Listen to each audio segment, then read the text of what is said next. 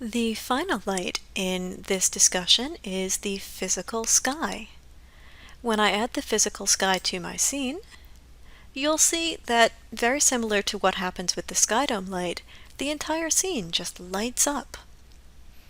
The big difference is that in this case you can see that there is a clear directional shadow, though you may not be able to see what's casting it. The physical sky creates a Skydome light in the scene. That's this big sphere here. You'll see that the sphere's color, over in the attribute editor, is linked to a downstream node. If I click that, it takes me over to the Physical Sky tab. In the Physical Sky tab, I have a series of very beautiful words. Each one of them does something to the light, and some of them you will find more useful than others. Turbidity is a really gorgeous word, and I've only ever heard it when people talk about scuba diving.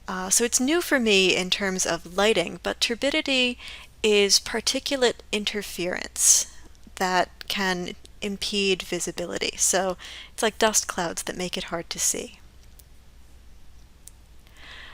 Underneath that, I've got ground albedo. And albedo is a beautiful term, and I've only heard it used by astronomers because it generally refers to the amount of light that is reflected by planetary bodies. Elevation is the height, and azimuth is an angle, and azimuth is one that you only hear about if you read a lot of 19th century seafaring novels. Yeah. And then there's intensity, which should be a fairly normal word.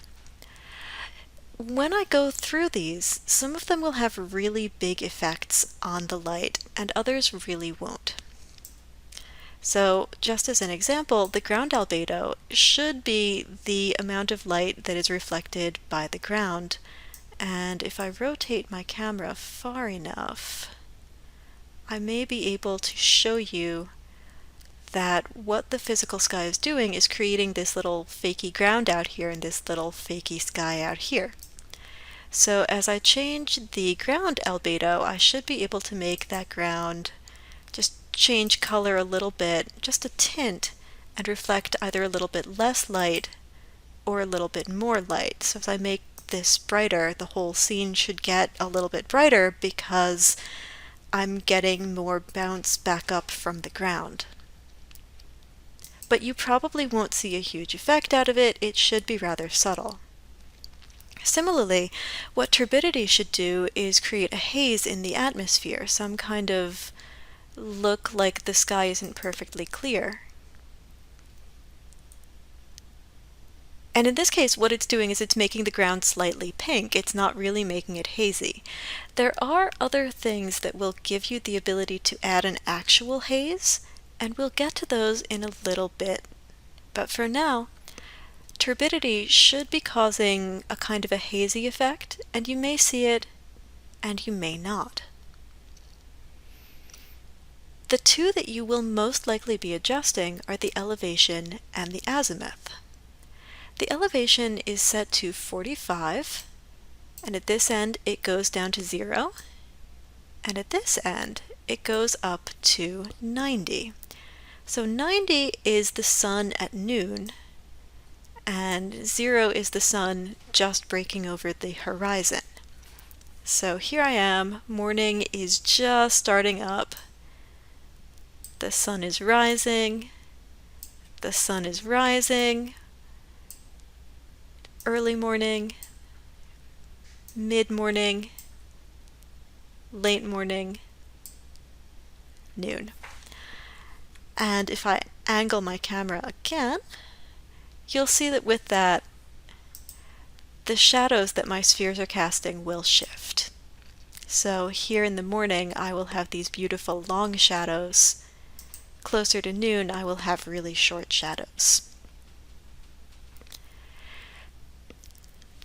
So if elevation is the time of day, azimuth is kind of like your location on the Earth. So if you wanted to be on a different hemisphere. You could start adjusting the azimuth to try to get the appearance that you are maybe at the North Pole or the South Pole or in some other location.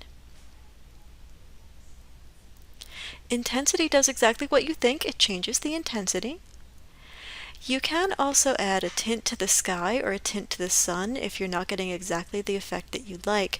I don't like the way that these look. I think that they're too heavy, and what I recommend is adding some area lights so that you can start painting your colors in that way. I think that'll be much more effective. But the physical sky is super fun, so go ahead, play around with it a little bit, and see what you like.